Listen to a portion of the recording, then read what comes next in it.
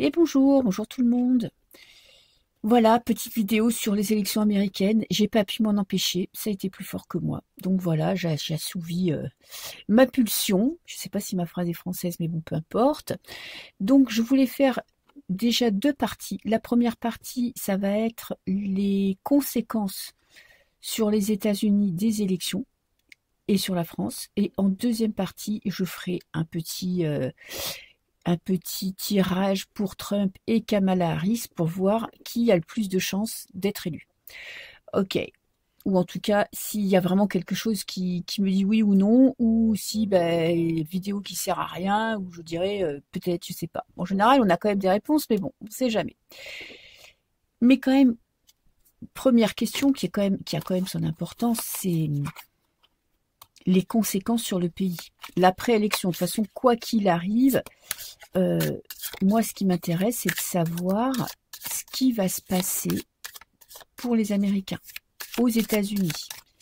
Et on va le voir aussi pour l'Europe, parce qu'évidemment qu'il n'y a pas que les États-Unis qui sont impliqués, il y a aussi l'Europe, puisque l'Europe, j'allais dire une phrase dégueulasse, mais bon, est à la, on va dire, à la botte des États-Unis, ou dépend des États-Unis, ou obéit aux États-Unis, vous tournez ça comme vous voulez. J'essaye de le dire de manière correcte, mais voilà, vous avez compris l'idée. Alors, pour les États-Unis, déjà, je vais faire une petite coupe pour voir l'ambiance générale. Qu'est-ce que j'ai? J'ai le roi de denier. Bon, il y aura quand même un vainqueur. Bon, on a quand même un homme. Bon, on verra si ça se confirme dans les pronostics. Mais en tout cas, on a quelqu'un qui prend le pouvoir.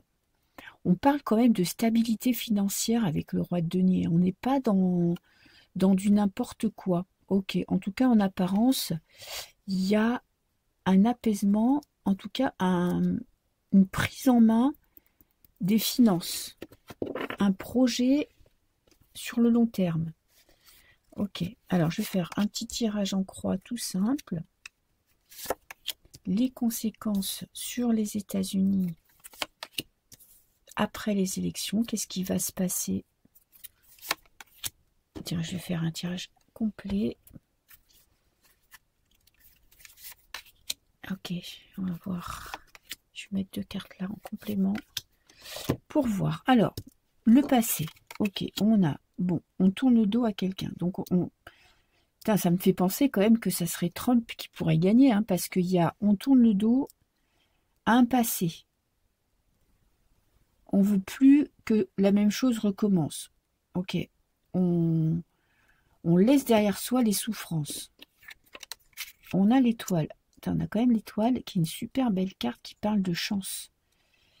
Qui parle d'envie de là, pour le moment, dans le présent, là, à l'heure actuelle où je tire le tirage, on a vraiment une envie d'apaisement, que la chance tourne. On a quand même les étoiles de l'Europe. Hein.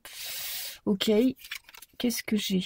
Qu'est-ce qu'ils veulent? Qu'est-ce que les Américains veulent? Ils veulent enfin se libérer de toutes les galères qu'ils ont vécues, de tout le manque financier, de la catastrophe dans laquelle ils sont, de la galère laquelle ils vivent. Ils ont l'espoir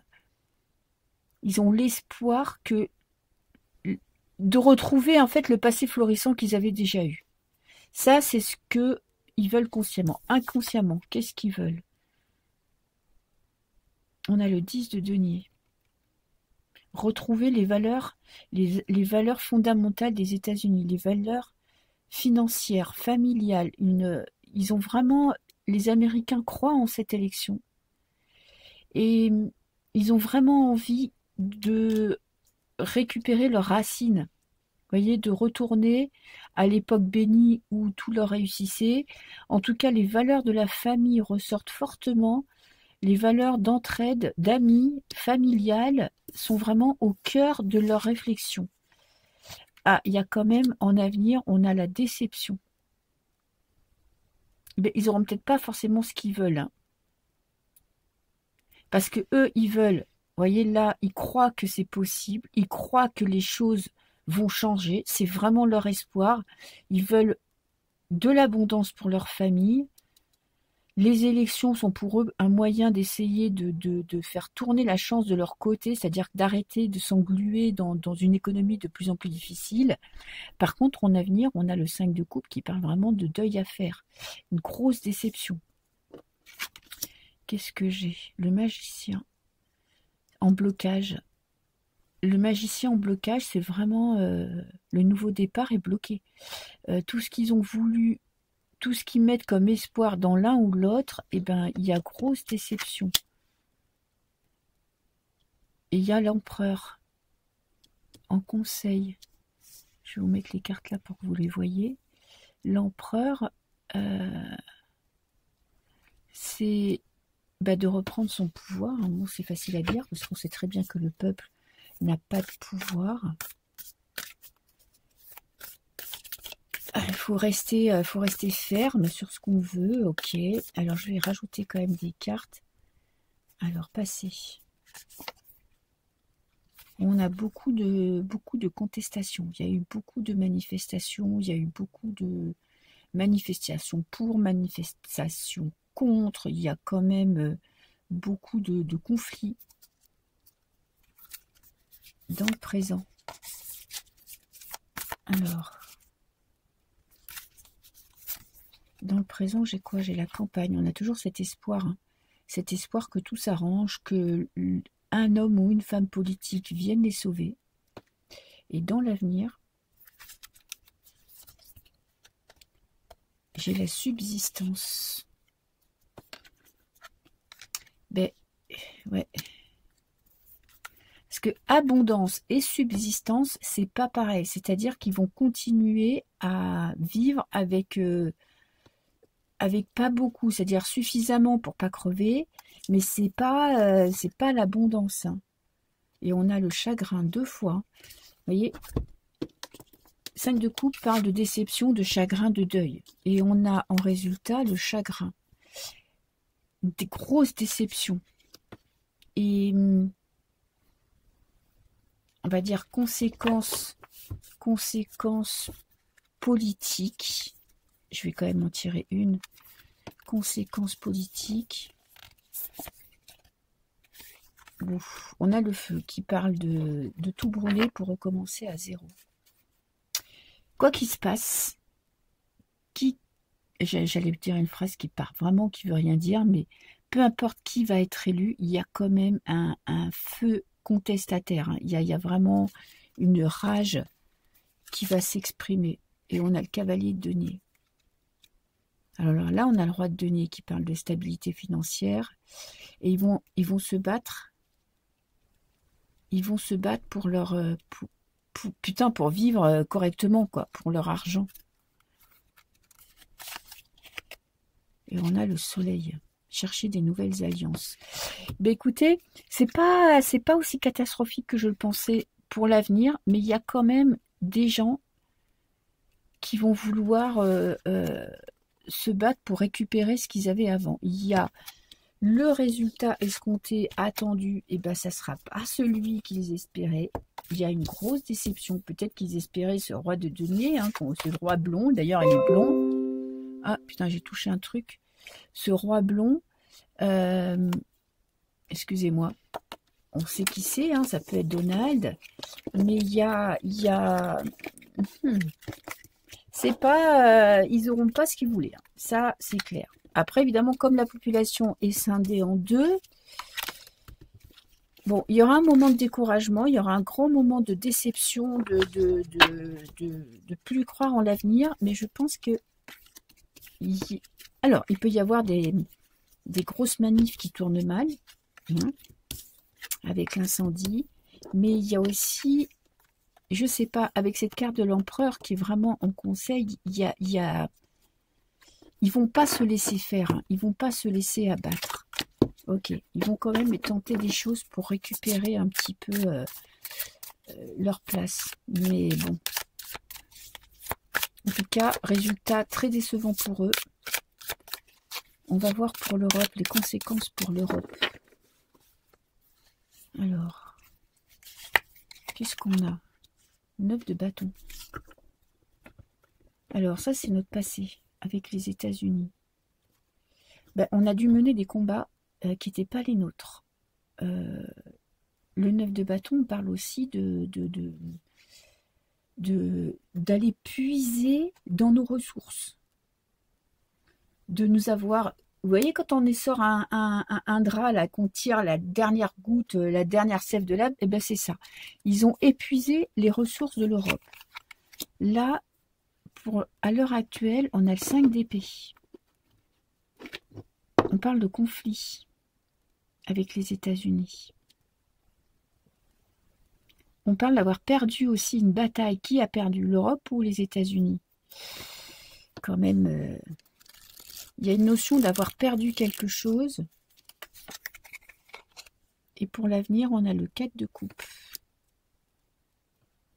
Alors, l'avenir de l'Europe, on a quand même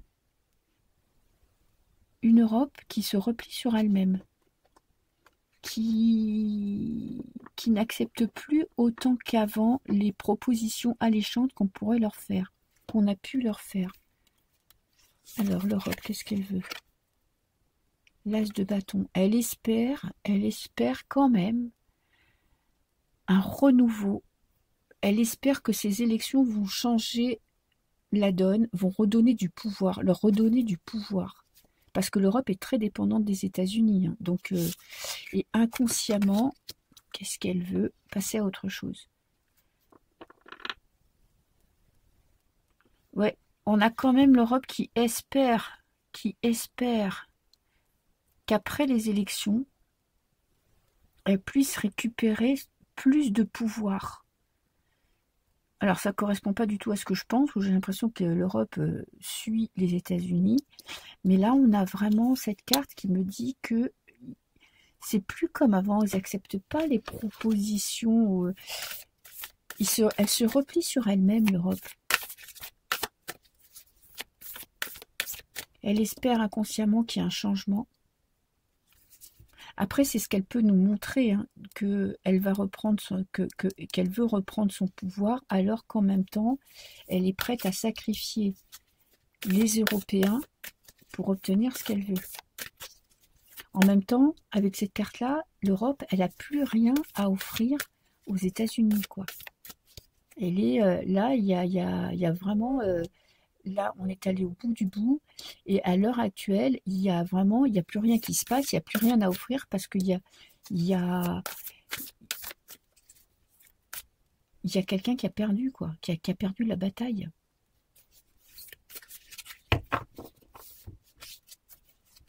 Est-ce qu'elle peut plus rien retirer des États-Unis? C'est possible aussi. Alors, le passé, on a la séparation. Ça a divisé le peuple. Ça a divisé le peuple européen, cet acoquinage avec les États-Unis, ce partenariat avec les États-Unis. Ça a mis quand même le peuple dans le peuple européen, dans son ensemble, hein, qui s'est coupé du monde. Alors, là, qu'est-ce qu'on a? On a l'inconnu, la peur de l'inconnu. On a quand même quelque chose d'assez désertique, de ne pas savoir à quoi s'attendre. Ils ont quand même peur du résultat des élections. Même si pour moi, je suis presque sûre que ce soit truqué, mais bon, ça c'est mon avis personnel. Mais, vous voyez, il y a quand même la peur que Kamala Harris ne passe pas. Et une dernière carte. Conséquence, on a la chance. On a quand même quelqu'un qui fait la manche. Ouais, on a quand même quelqu'un qui demande. Hein. Les conséquences, c'est que quoi qu'il arrive, de toute façon, la pauvreté, ouais, il ne se passe rien, c'est glacial. Là, l'Arctique, c'est-à-dire que c'est froid, glacial. Les relations vont être très glaciales. Il y a quand même toujours besoin d'avoir de l'aide de l'extérieur pour pouvoir s'en sortir. Et en même temps, il y a un repli sur soi. Je suis pas sûre que l'Europe puisse soutirer de l'argent, vous voyez, puisse retirer quelque chose des États-Unis après les élections. Il y a comme un changement, qui se produit en Europe. Alors, je vais voir pour la France.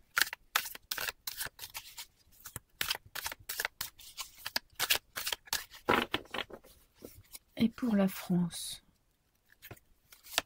qu'est-ce que j'ai? Le fou.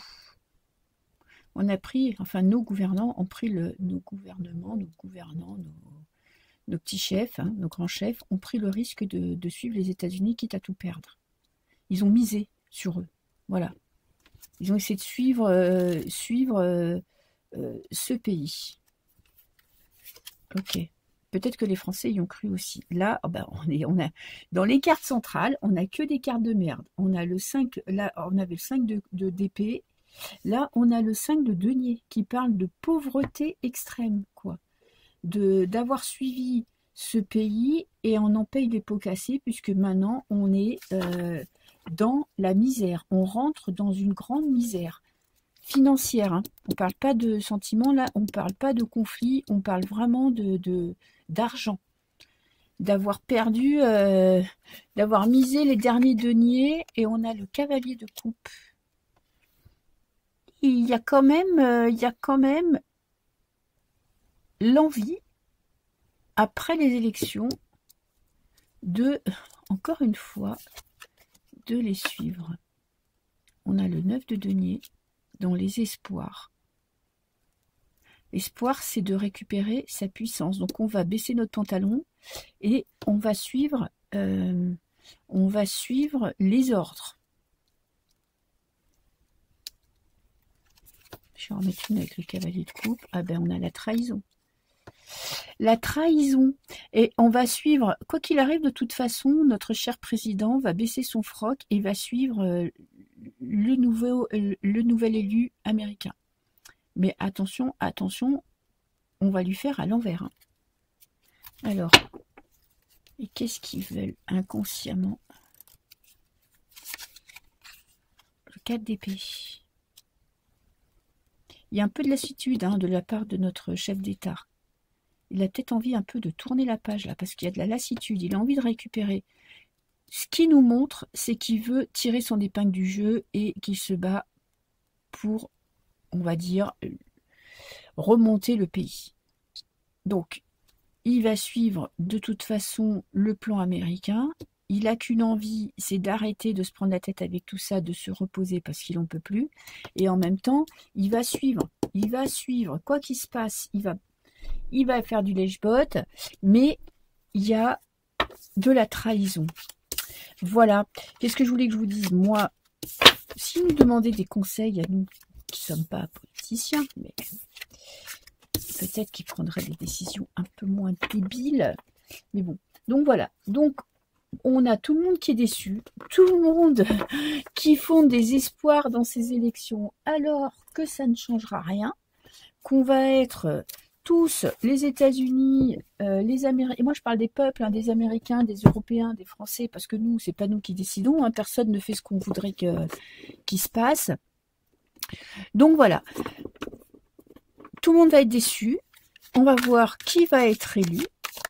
J'aurais peut-être dû commencer par ça, mais je ne voulais pas être influencée par le résultat. Alors, je vais faire 2 tirages. Qui va être élu? Est-ce que... Alors, je vais mettre Trump là et Kamala Harris ici. Ok, je vais faire un tirage en croix. Tout simple, pour, contre. Aspiration et résultat. Alors, avec Trump, je vais faire comme ça. Pour, contre.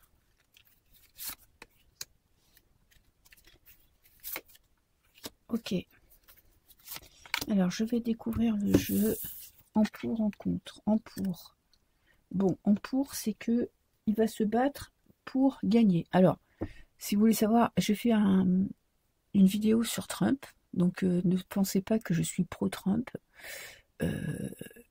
Vous comprendrez ce que j'en pense. Je mettrai le lien sous la vidéo. Et je mettrai un petit encart en haut.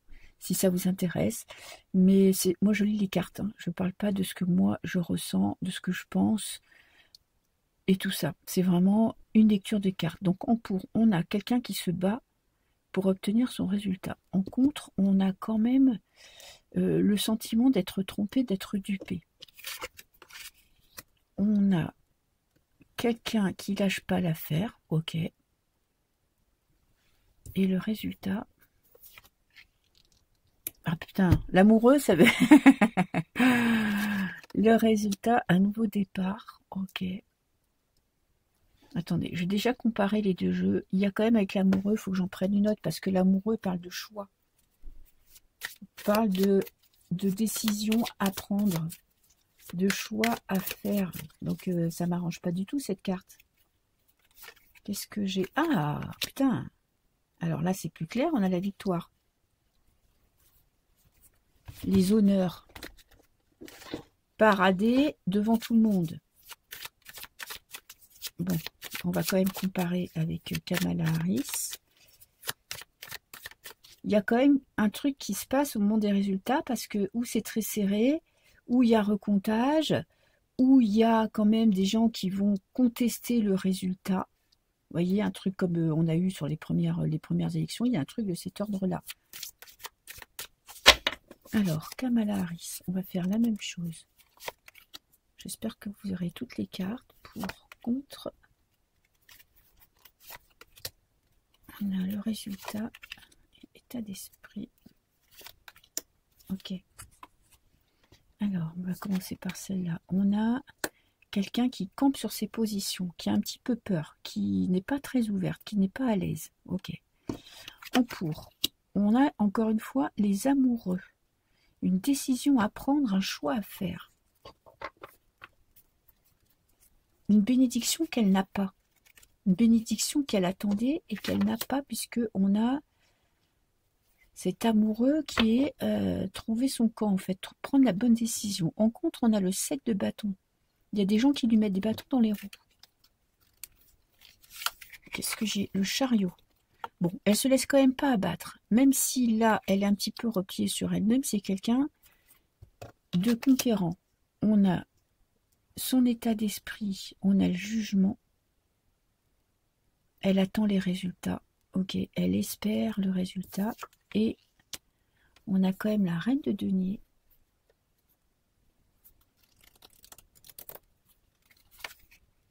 Et 2 d'épée. Non.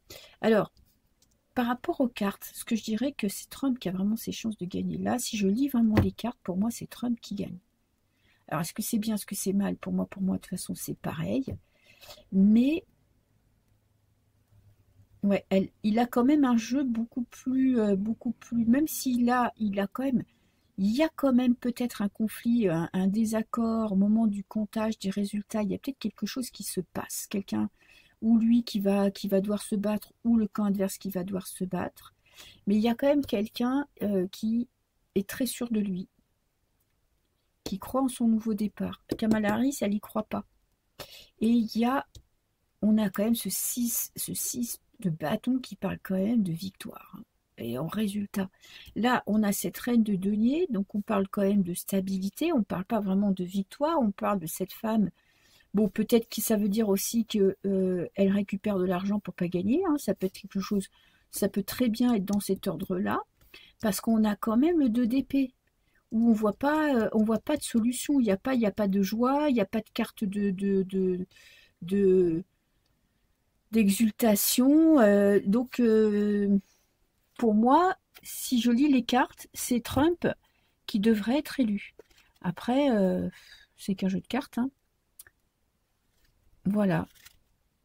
Ok. Mais il y a quand même litige au moment du résultat. Ok, bah écoutez, si Trump perd, je vais me faire laminer, mais bon, c'est pas grave, pas peur. Et puis on verra la suite, hein.